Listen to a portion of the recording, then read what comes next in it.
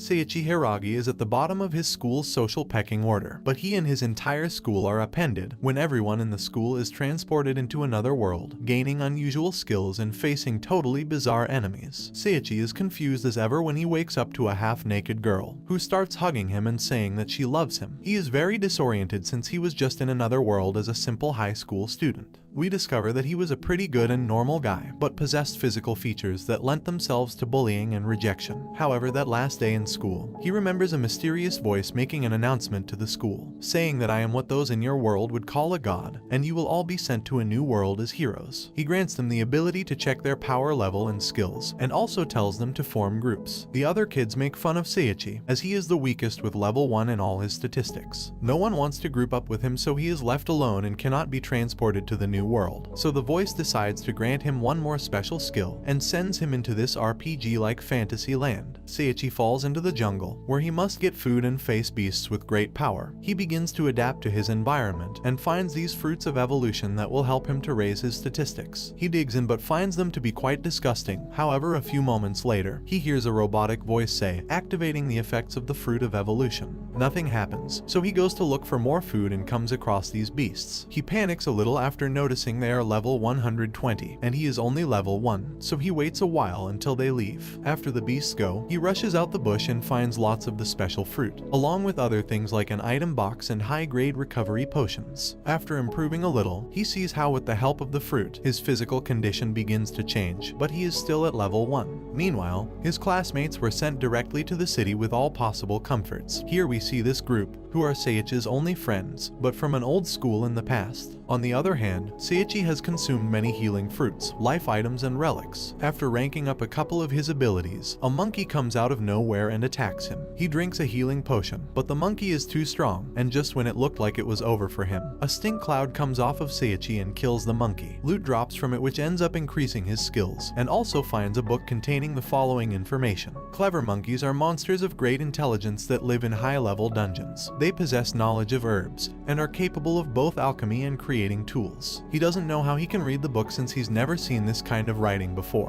but quickly realizes it was the special skill that the god gave him which allows him to read it. A few moments later, the robotic voice says, now commencing evolution, and Seiichi goes from being fat to slim. He also gains a huge boost in stats, however he is sad and surprised to see his evolution is still only 1 out of 10, even after defeating a level 120 clever monkey. 5 months go by, and Seiichi has started to get the hang of things. Everything seemed fine until a great level 7000 gorilla appears, who is the Kaiser Kong and boss of the clever monkeys. He arrives to challenge him and expects him to be weak. He throws a mean punch but Seiichi manages to dodge it, which weirdly impresses the gorilla as it is a female. Seiichi survives a flash fist from the gorilla which impresses her even more, and tells Seiichi I want strong males. He says no thank you, you are a gorilla. The gorilla gets upset and says I'm no gorilla, I'm Saria, to which Seiichi says why do you have the name of a pretty girl? And the gorilla blushes since he said pretty. Seiichi tries to destroy Saria as he's not feeling her like that, however he messes up by using his own ability on himself, confusing Saria and embarrassing himself.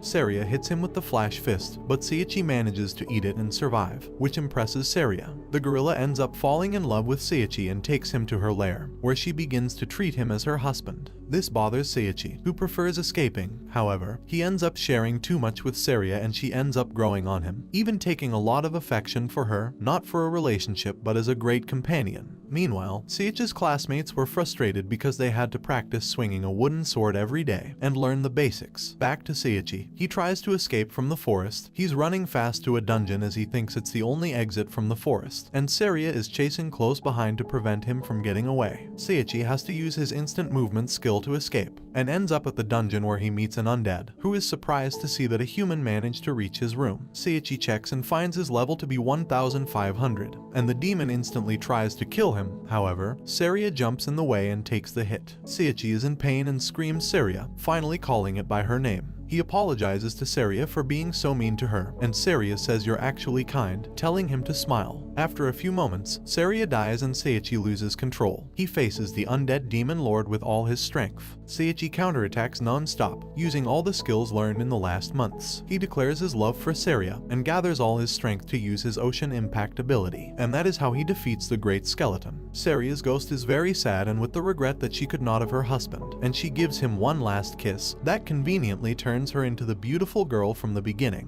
which turns out to be the reward from defeating the Demon Lord, and also allowed him to level up and achieve his final evolution. His face changes and even his voice, thus forming the evolved protagonist who will break into this adventure. All of a sudden, a cute little thing called Mr. Sheep appears, who acts as an intermediary between levels and announces the rewards for completing the dungeon. They are being teleported to the outskirts of the forest, so Mr. Sheep gives Seiichi a helmet that later turns into a robe and Saria a simple dress. Saria is excited as she's never been outside the forest before, and Seiichi can't wait to start his new adventure. They join the Adventurers Guild, where the teachers ask him to pass an entrance exam, with a girl named Altria. At first, she seems like a mean and militant person, but it doesn't take long for us to discover that she only intends to do good. Altria manages to create a connection with Seiichi and Saria, opening up with them and gains more confidence in them. They take the exam required by the guild, where they both do well. However, things get complicated when they fall into a trap that teleports them to a dungeon full of tricks, where Seiichi and Saria are separated from Altria by a wall. Altria encounters some enemies and dangers on the other side, but manages to hold her own. Meanwhile, Seiichi gets objects and improves his statistics. Altria ends up meeting the Black Dragon God, who is, according to humans, a formidable beast, and whoever runs into him has the worst luck. Altria says, "I'll show you how I earn the name Calamity," and uses all her strength to let out an epic attack on the dragon. However, she seems to be no match for it as he counters her easily, and says to her, "Know your place." The Black Dragon God almost kills Altria, but just before it finishes her off, Seiichi appears and epically saves Altria. But not only that, he faces the legendary Black Dragon. He is a level 5000 beast and managed to hurt Seiichi several times, but when he gains confidence, he resorts to his techniques and skills learned, so the combat takes a different turn, and the dragon ends up being defeated by the same sword that was used when Seiichi was weaker. Here they claim their rewards, and Seiichi gains tons of power points, leveling up multiple times. They leave the dungeon, where Altria begins to blame herself, as her luck is -2 million.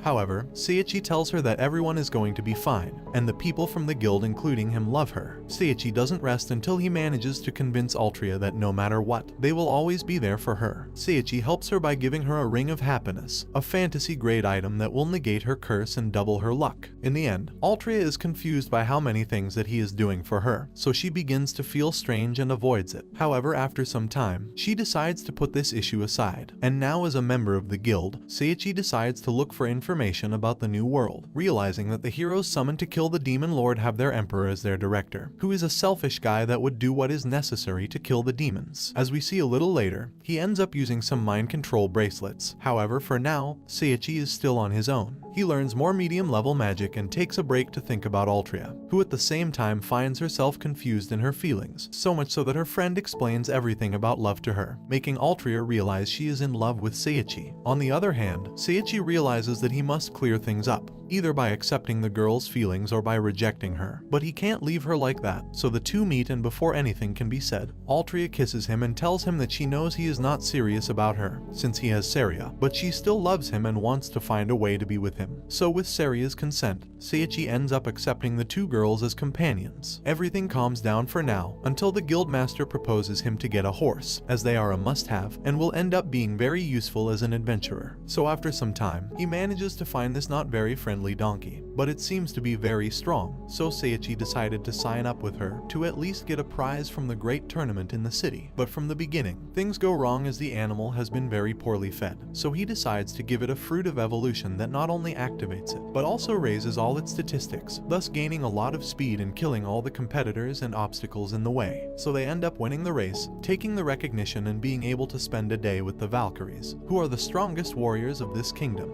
After eating the fruit of evolution, the donkey turns into a human girl, who is basically in love with our protagonist, so now he has the record of 3 girls accompanying him. He shares some time with them, until the Valkyries come take him away to the king's castle, where he can see how skillful the Valkyries are and his skills can be tested. The one who stands out the most is Louise, who is the most powerful as she ends up challenging 6 at one time. Seiichi thinks he has no chance, but we already know that the statistics are not an accurate measurement of his power, so not only does he manage to dodge all all the attacks perfectly. He also manages to disarm her, thus earning the respect of the girl, as he is the first one who did something like that to her. So with help of an infiltrator, the demons send an assassin to the kingdom to attack the king. The girl ends up being captured by the same six, but the crime is already done, and the king is seriously hurt. Seiichi uses his knowledge and manages to invert the curse bestowed upon the king, leaving him practically unharmed, becoming an ally of the kingdom. Meanwhile, Seiichi's classmates are being treated more and more as slaves by the emperor, who only wants to send them to die against the devil. We discover that the emperor took the little assassin from an ancient race, that they themselves led to extinction, leaving only the little one that they would train to serve the evil old man.